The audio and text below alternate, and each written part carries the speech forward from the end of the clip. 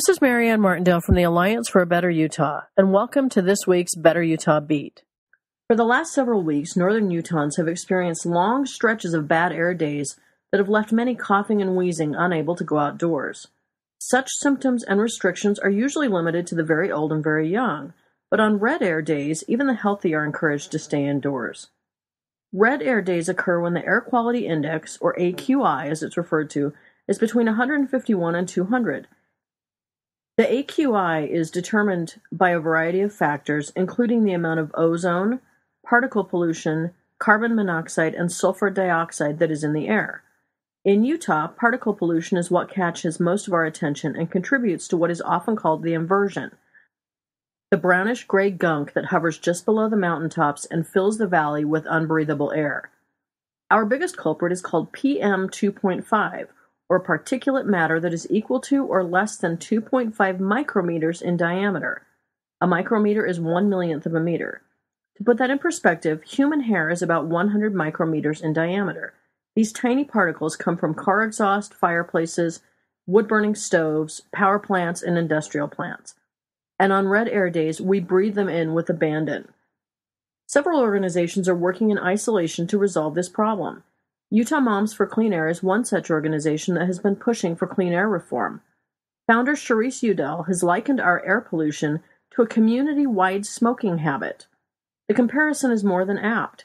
The air we breathe contributes to death, yet we refuse to take the sort of large-scale precautions that would eliminate the threat. With our leaders unwilling to take the issue head-on, more groups like Moms for Clean Air will need to step up.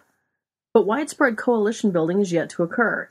Such coalitions are necessary because our government leaders are slow to take on this problem. Many in the state legislature would prefer to insulate from much-needed regulation many of our biggest polluters: steel manufacturers, power plants, and oil refineries.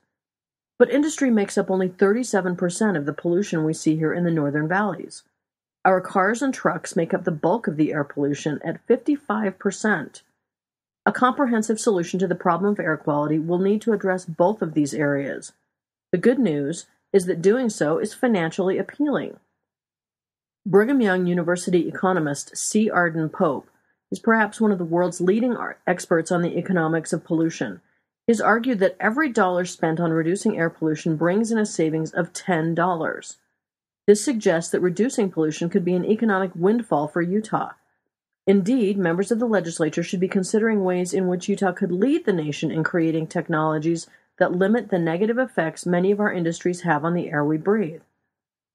Thankfully, a storm system pushed through a couple of weeks ago, clearing out the gunk that many of us had been breathing since Christmas.